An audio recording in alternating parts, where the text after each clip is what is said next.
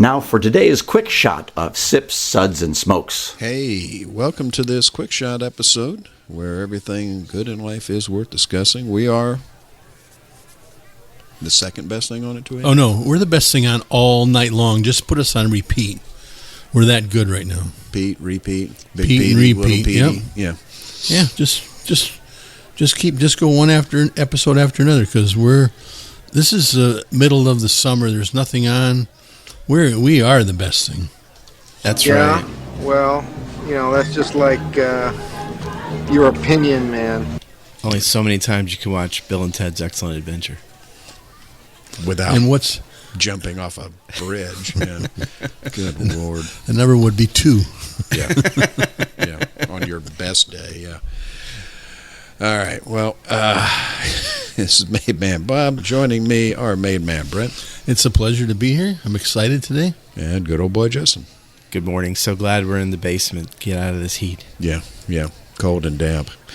Well, our sip segments are all about wine, distilled spirits, tea, coffee, and anything else we can sip. And here's the whiskeys we're going to be discussing today. From True Story, we have the True Story Finished Bourbon and the True Story Finished Rye. We have from West Fork Whiskey Company their Hugh Hammer. What are we doing? I'd say Hammer. Okay, Hugh Hammer. Hammer. I say Straight Hammer. bourbon finished in rum barrels. The Old Hammer Cask Strength Straight Bourbon. Right. You wouldn't say Old Hammer. And West Fork Whiskey Company Weeded Bottled and Bond Bourbon. So, I would say that. You would say that. Doesn't mean I'm right. It's just I would say that. I really don't know the right pronunciation, so this is a good one. I don't know if it's Hammer. Wouldn't it maybe have 2 A's? I don't know. I don't know. I got C's in English. So that's 3 grades above what I got. yeah. Yeah, some people are multilingual. I'm barely lingual. So let's have Justin tell us about our sips ratings. All right. 1 sip. Give me a glass of water to wash out my mouth. Water. I don't know what that's supposed to I have no idea what's going on here. 2 sips. Nice, bud. What else do you have? Well, isn't that nice? Shouldn't he be smoking a pipe talking like that? 3 sips. Interesting. What was this again? That sounded like Boris Karloff. It was getting there. 4 sips. Let's keep this secret to ourselves. Pour me another. That was him doing sexy voice. It's not working. Yep. 5 sips. Oh my, I was unaware anything could be this good. Oh my god. That's also a sexy voice. It's still not This working. doesn't work. Yeah, not. Yeah. Yeah, let's move on from that one. So let's have Brent tell us a little bit about True Story. Thanks, Bob. So the True Story whiskey is the brainchild of industry veteran Wes Henderson. Wes, along with his father, the bourbon legend Lincoln Henderson, founded Angel's Envy using their skills at cask finishing to make their product stand out in the market. After retiring from Angel's Envy, Wes was looking for a project he could undertake with his 6 sons. So he founded Saga Spirits and, along with his sons, put those finishing skills to work with their initial brand, True Story Whiskey.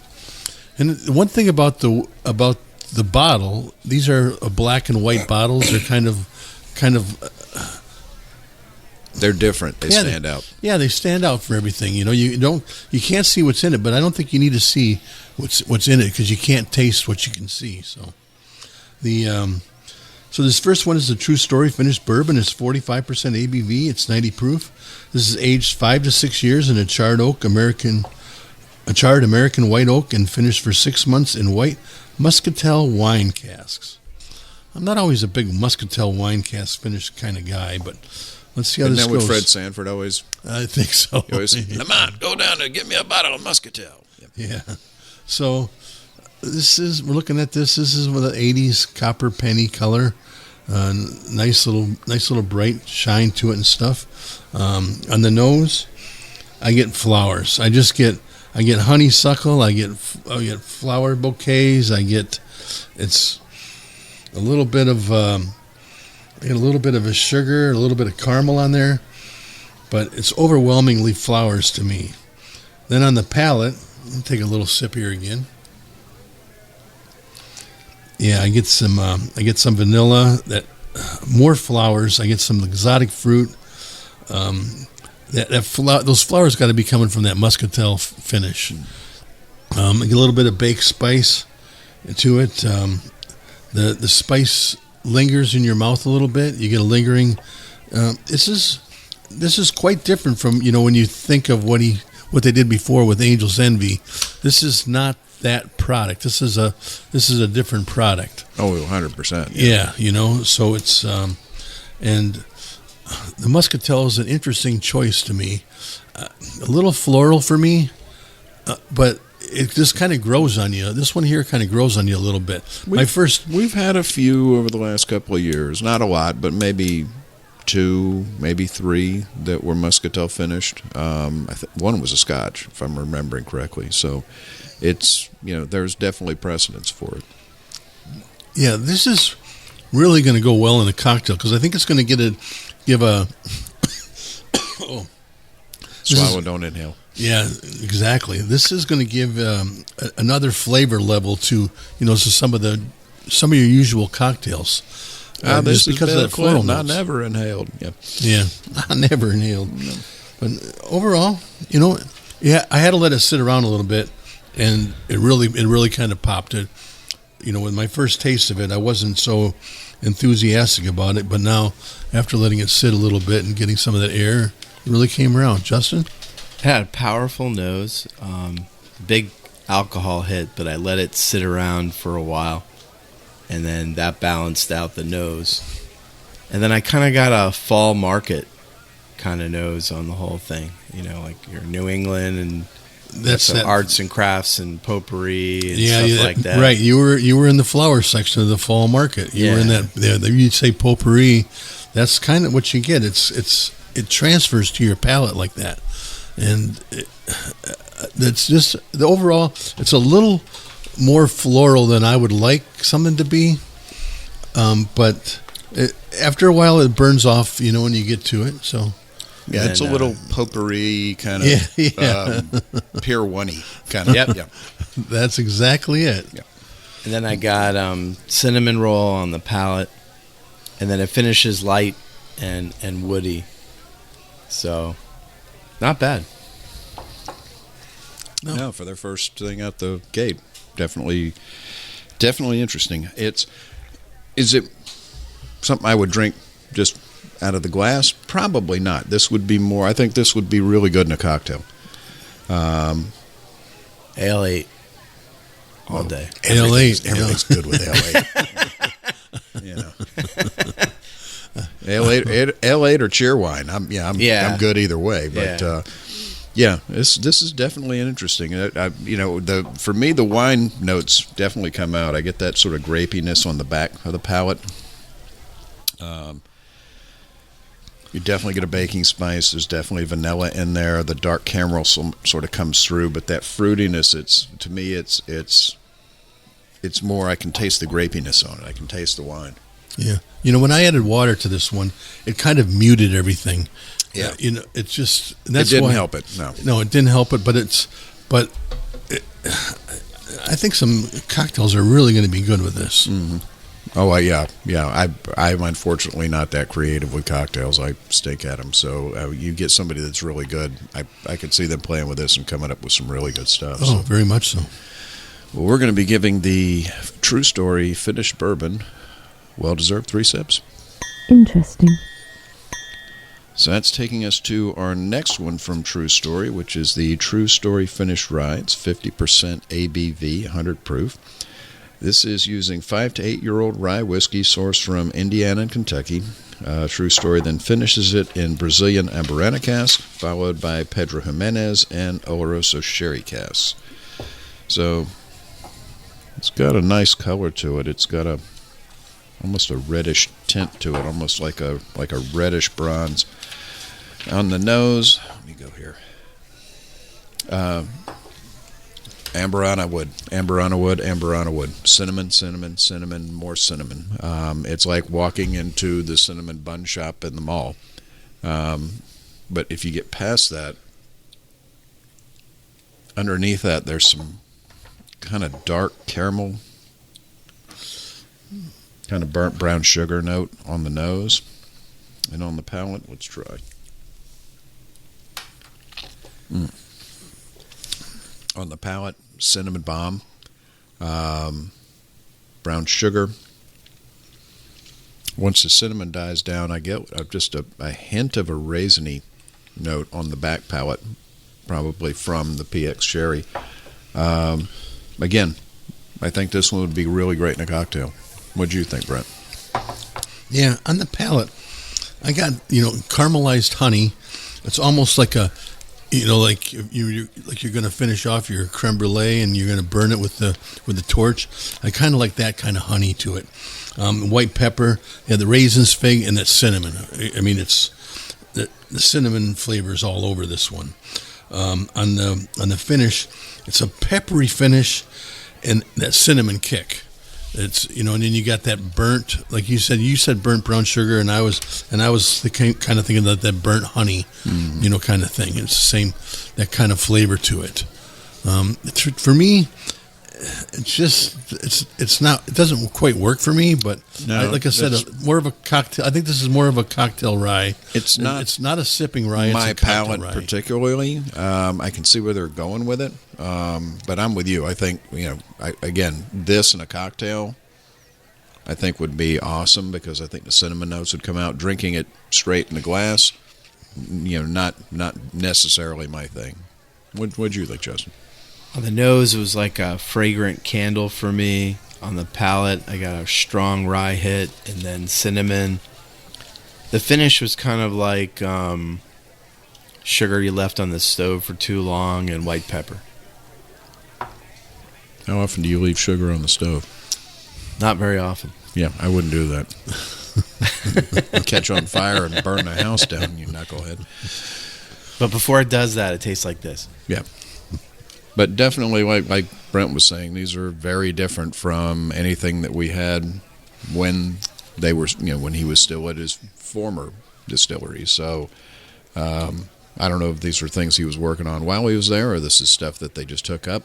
I don't know if this is things that Lincoln had kicked around a little bit while he was still with us. But it's still wine finished spirits, so that's he's carrying through. Yeah, and again, it's nice to see him experimenting and doing different things. Not everything that you do is always going to be a hit, but you got to have the whats to try it. Yeah.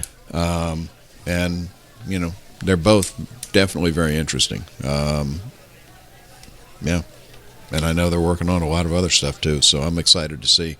When they come out of the gate with, most people would come out of the gate with some box stock kind of thing. They're coming out swinging. So that's cool. I respect that. That's definitely cool. So we're going to be giving the True Story Finished Rye 2 sips. Well, isn't that nice? And let's go to Justin, and we'll have him tell us about our next distillery. West Fork Whiskey Company is a 100% Indiana grain-to-glass spirits company founded in 2014 by Indiana natives and childhood best friends Blake Jones, Julian Jones, and David McIntyre. After years in the financial and medical fields, the partners decided to take the plunge and found a company making approachable, affordable, high-corn whiskey you can enjoy any day of the week. In addition to West Fork's bourbon and rye, the distillery celebrates Indiana's rich distilling heritage with the revival of pre-Prohibition Old Hamer brand, with 99% corn, 1% malted barley, mash bill. In the 19th century, the Hamer family operated a renowned whiskey distillery in Lawrence County, Indiana, crafting high-quality whiskey sold as far as New Orleans. We're going to talk about Hugh Hamer straight bourbon finished in rum barrels. It's 51.5% alcohol by volume, or 103 proof, 99% corn, 1% malted barley, distilled at the Ross and Squibb Distillery, used to be known as MGP in Indiana. I got a complex caramel, vanilla, and corn checks on the nose. I got a palate that showed some good corn whiskey, but it was a little light metallic note at the end of it. And then after that, I got dry wood, and we'll be back. The world when grows, we glide beneath the stars in cobalt blue. Look to the left, to the right. Keep your eyes on the road, my darling, wondering if we're only passing through. Open roads and open windows, my hand is yours forever, sweet love. Our eyes ahead on these back roads with a view.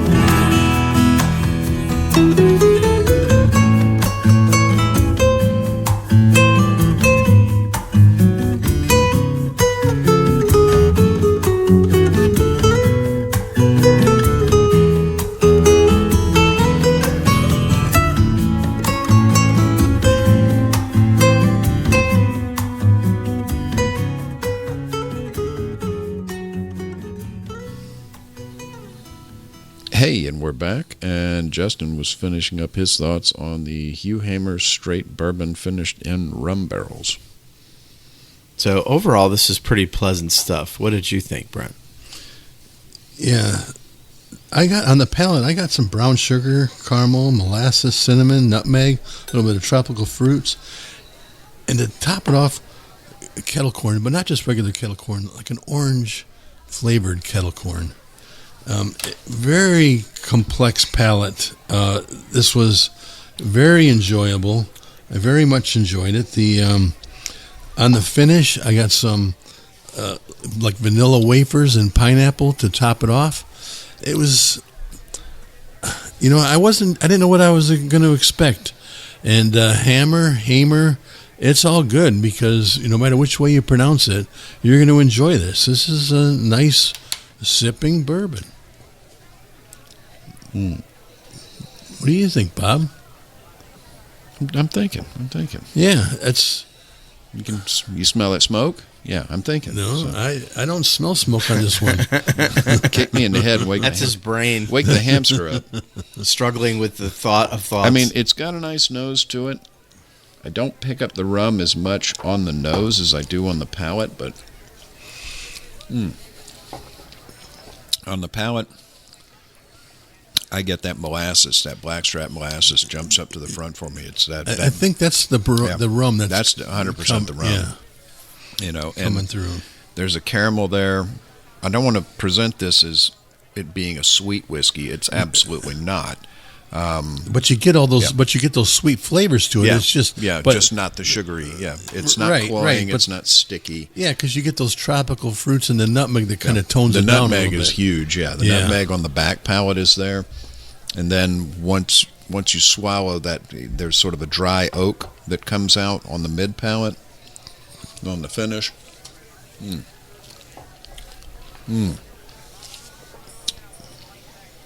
On the finish, there's definitely like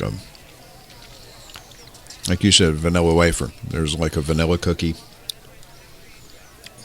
Yeah, this one's interesting. I mean, usually rum finishes go more toward the sweet. This is, I don't know what kind of rum it was.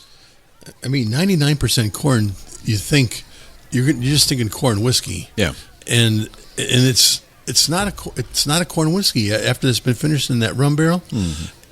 It's not like any corn whiskey I've ever had. So, well, corn whiskey too. I mean, when they do corn whiskey, it's either aged in an uncharred barrel or it's aged in a used barrel. Right. So you can, this is a bourbon. Right. You can have 99% corn either way. It's how you treat it after the fact. So it's this one's interesting. I would take a leap and say maybe it was a Jamaican rum. Because I'm definitely getting the molasses out more, and those tropical fruits. Yeah. But I don't know. There's no information on their website as to what type of rum it was. But yeah, that one was interesting. I enjoyed that one. So we're going to be giving the Hugh Hamer straight bourbon finished in rum barrels well-deserved 3 sips. Interesting. So that's going to take us to our next one, we're going to have Brent do that one. Thanks, Bob. This is the Old Hamer Cask Strength Straight Bourbon Batch 32. It's 59.1% ABV, 118.2 proof. Again, 99% corn, 1% malted barley. Distilled at the Ross and Squibb Distillery, MGP in Indiana. This one is a little different. So this one I got cream on the nose. I got cream corn, some pepper, vanilla. It's nice full mouthfeel. On the palate, I got cream, corn, pepper, vanilla. On the finish, I got cream, corn, pepper, vanilla. This one here, it pulled no punches. It was from the nose to the finish, nothing changed. Everything was kind of like the same. And that's not a bad thing. It doesn't give you any kind of false pretense of what you're going to have. You know, like, oh, I have this on the nose and I have this on the palate and I got this on the finish. This one is the same all the way throughout for me. And I very much enjoyed it like that. It's an honest whiskey. Right, Yeah. right. There's no pulling any punches of something different coming out of it. Yeah. I mean, it's, that, and how many whiskeys do we have where the nose and the palate are completely opposite? And again, We've had some earlier already. That's not a good thing. It's not a bad thing. It's just how it works. And I wish I could explain how that happens. What the chemistry is there, but a lot of times you'll get not completely different, but you'll get some of the same, but some different between nose and palate. You're right. This one is 100% straightforward. There's brown sugar. The corn is there. I get some toffee. I get some vanilla. I get the same thing on the nose. On the finish, about the same. It's got a nice mouthfeel to it. It's got a good viscosity. Yeah, it's got a nice full mouthfeel to it. You know, so I mean, it goes all the way around. It coats, and this hasn't been finished or anything. And the one thing that caught me is usually, you get that dill with MGP. It's just every distillery has sort of their signature taste. Like Beam has the peanuts, and Dickel has that Flintstone vitamin. Everybody has their sort of thing, but I think with this 99% corn mash bill, it's sort of taken that out. I get a little bit of an herbalness in the palate, at the very back of the palate in the finish, but I'm not picking up the dill at all unless I'm just missing it. There's no dill. I think if it was if there was a rye mash bill, you would have that dill, but there's not in this one. Yeah, the dill is strong in their rye, 100%. But I mean, you usually get a little bit of it in the bourbon, but this one, I think maybe it's the absence of the rye. I don't know. It's but well done. Well done. And I don't know the exact price, but I know the estimated prices on these, and not expensive. So, a good, honest whiskey at a fairly reasonable price. So, what'd you think, Justin? The nose was light. The palate was woody, and I got the center of cinnamon Red Hots. Once you've had them in your mouth for a while, and it's got that kind of like more neutral flavor. And the finish for me was very mid-palate, and it was fine. It'll get you there. Mm-hmm. Yeah, and at 59.1% ABV, it'll get you there a little bit quicker than average. So, yahoo. So we're going to be giving the Old Hamer Cask Strength Straight Bourbon Batch number 32 3 sips. Interesting. All right, well, that takes us to our last one of the day. So this is West Fork Whiskey Company Wheated Bottled in Bond Bourbon, 50% ABV, 100 proof, 4 years old. It's 73% corn, 17% wheat, and 10% rye. So this is their main line at West Fork. The Old Hamer is their other line. And on the nose, on the palate, nice light copper. On the nose, white pepper. There's definitely that white pepper burn in the tip of the nose. There's some vanilla, a little bit of honey, a little bit of white flowers. And on the palate, let's take a taste. On the palate, there's definitely some strong dry oak on the front on this, but I get cinnamon, baking spice, And the one thing that leaps out of me is cedar, like your grandmother's cedar chest. There's definitely a cedar that comes in on the back end. Yeah, I was looking at the fresh wood, you know, and that cedar, oak and cedar. I guess you get a little bit of both in there. Yeah, and then on the finish, there's a drop in the palate once you swallow it, but what remains stays with you for a while. So it's that spiciness. It's confusing. Sticks. The spice stays. Yeah. Right, all the other flavors kind of dropped off, and you just kind of get that spiciness to it. That's what is stays. what stays. 100%, Yeah. You're dead on. It's exactly it. Yeah. Yeah, this is interesting. What did you think, Brent? Yeah, so on the nose, I got baked bread, nutmeg, of course, honey, the floral. It was, and then on the palate, what you said, cinnamon, the baking spice, fresh oak, and I got like a vanilla cream. I got like this vanilla cream on it that's very, very pleasant. Just like a smooth creaminess in your mouth kind of thing.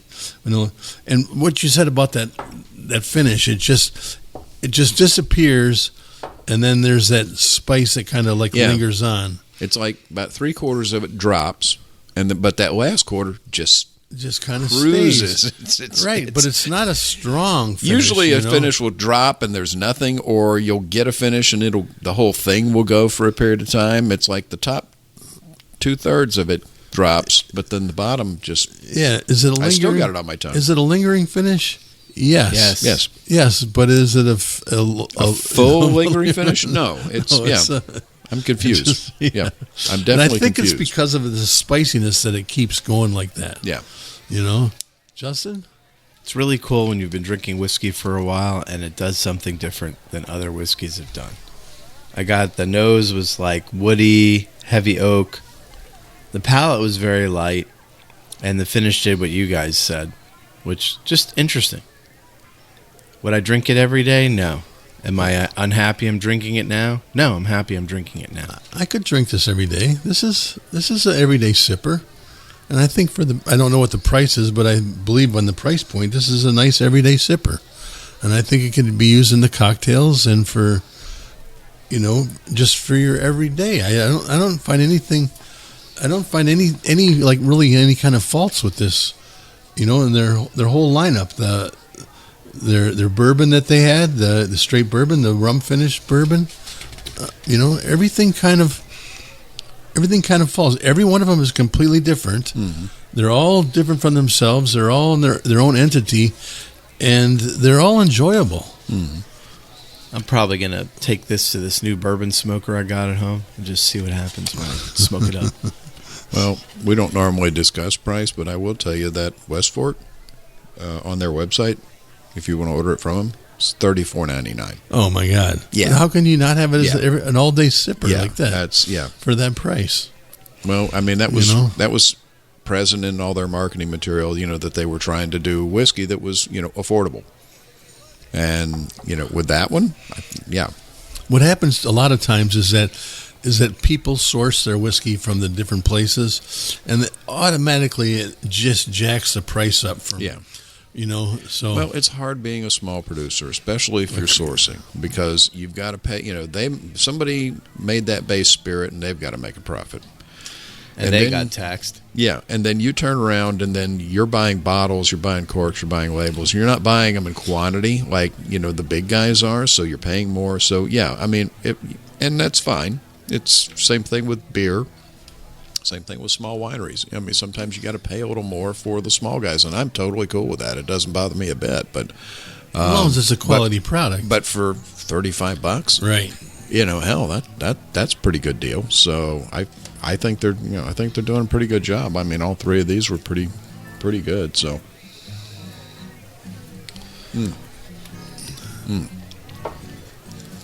Yeah. So we're going to be giving the West Fork Whiskey Company wheated, bottled and bond bourbon well-deserved 3 sips. Interesting. Yeah. So definitely fine. Five easily drinkable whiskeys.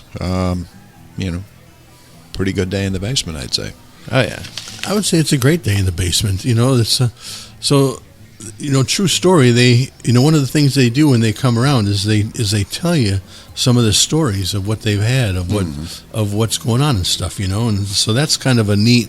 If you have a chance to, to go and see them at a presentation or go and see them at, at a bar where they're doing their tasting, I would definitely take advantage of that. Yeah, I know they don't call them ambassadors; they call them storytellers. Storytellers, which is kind of cool. Yeah, which is very cool. So, but yeah, good whiskeys all around. So not a bad day. So, well, that's all the time we have for today. I want to thank everybody for showing up. Thank you, Brent. And I did show up, so you're welcome. Well, there was liquor involved. It's like leaving out food for the bears. I just throw something out in the backyard and he shows up. So, and thank you, Justin. Thank you. I forgot your whiskey. What do you call it? Presentate. Oh, what's that trophy you get just for showing up?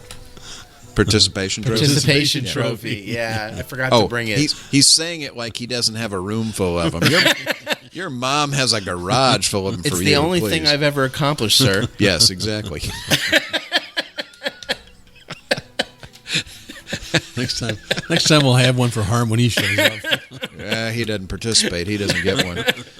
But he shows up. Over Sips, Suds, and Smokes, this is Mad Mad Bob. Thanks for joining us. We hope you enjoyed this episode.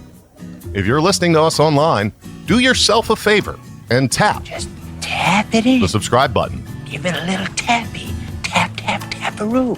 The easiest way to listen to our show is to ask Siri, Alexa, Google, Uncle Larry, or whoever it is that talks to you on your phone. Play podcast Sip, Suds, and Smokes. We love your feedback, and you can reach us at info@sipsudsandsmokes.com. Our tasting notes flow out on Twitter and Instagram with our handle @SipSudsAndSmokes, and our Facebook page is always buzzing with lots of news. You'll also be able to interact with the thousands, Millions and millions of other fans on those social media platforms. Do us a favor. Take the time to rate this episode if you're listening to us online. That's a big help to us, and we get to see your feedback as well. Come back, join us for another episode, and keep on sipping.